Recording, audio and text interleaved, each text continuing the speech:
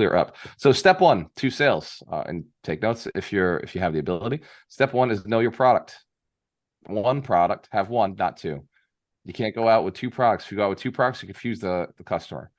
So step one to being a great salesperson is identify your product. You must know what it is. You must use the product yourself. If you don't use your product, you're a loser because you're not selling something you believe in. Does that make sense? It's gonna be really hard. Like if you're trying to go out there and sell something that you don't own yourself, that you haven't paid for yourself, that you haven't invested money, you don't have a story to go off of, and emotionally, you're selling something that you don't believe in. So it's really important that you be a consumer of your product. Number two, you must love it. You must love and believe with full-heartedness that there is a monstrous demand for your product in this world. The easiest way to believe it, I'm not talking fairy tale shit. What I'm saying is go out there and actually find a demand in the marketplace. Go out and find people who are saying, I need this. Find proof of concept, which is proof of the need, proof of the demand in the marketplace. So number two, you must believe that there is a monstrous demand out there. And again, do not just, magical thinking believe this. Go and do the math. Go do a market analysis. Go ask people.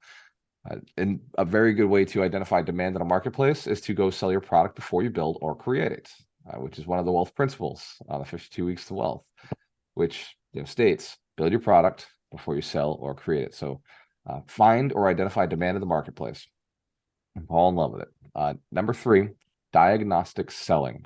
Learn the process of being a diagnostic salesperson versus a salesperson. When we talk about selling, we're not actually talking about being able to convince somebody to do a thing. We're talking about finding the right person to buy the thing. It's a combination of marketing and sales. If you're in front of the right client, but they aren't buying from you, it is because you haven't shown them. They don't understand that you have the product. There's some sort of failure in communication on your side with their demand, their need, or their desire. It may be a dormant need. It may be a dormant desire, or the way you're explaining the product or the solution is not connecting the dots with the result that they're seeking. Hands to the camera if that is a possibility. You can have the great product, but not be hitting emotionally what is going to trigger a response. Responses in sales are not logical typically. 10% of the sale will be logical, 90% will be emotional. So if you can't hit something that is emotional for them, then you're not going to end up with the sale in most situations. Why does somebody end up with a landscaper? I'm going to play with that because we got a landscaper in here. Why does somebody end up with a landscaper? Well, the wife wants the landscaping looking good. Typically, it's the woman who wants the house to look great because all her friends have to see it. But the man's responsibility is to do it, is to go out there and do it in society. The man now is making more money doing what he does for a living that it no longer makes sense for him to be out there landscaping. Scenario number one. Scenario number two, it's a company that you're landscaping for. They own, for some reason, they decided to own a business that requires trees and grass all around their parking lot and their building.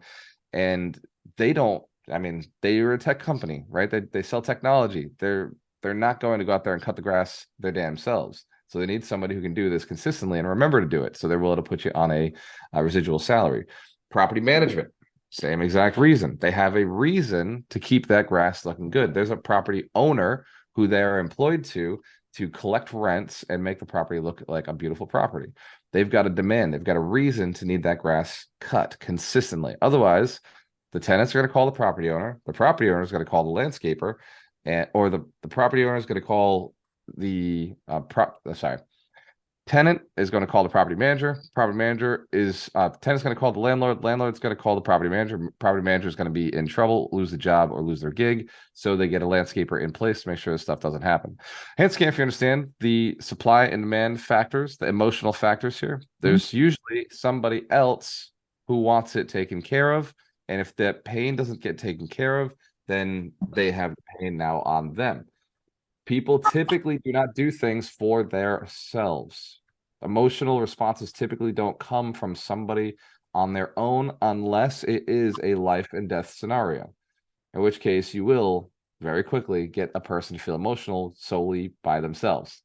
And it's care if you can grasp this, right? Otherwise, most emotional triggers are dealing with external people, external forces. So when you're selling, it's really important to keep in mind that you need to hit the emotions, which is why we talk about the four components to DISC.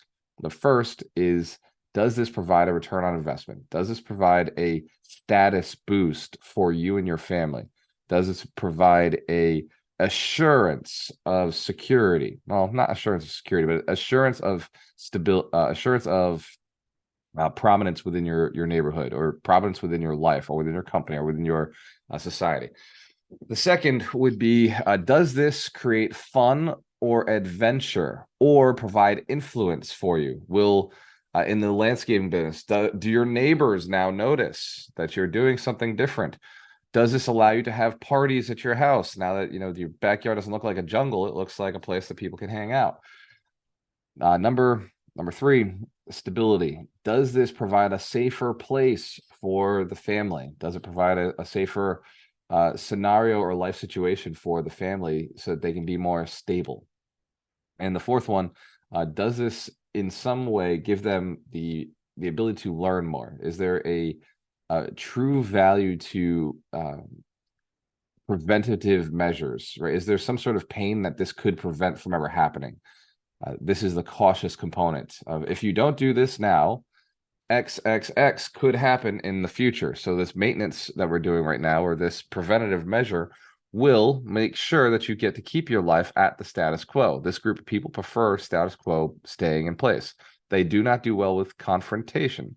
So in a sales conversation, you must identify what is most important to this person. Is it stability? Is it being safe?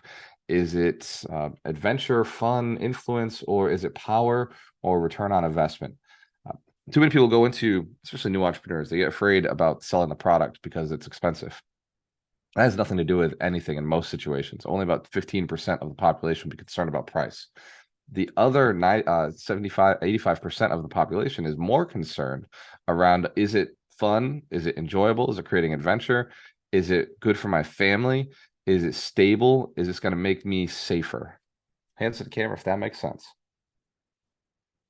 Because if price was always the object, we'd spend all our time shopping.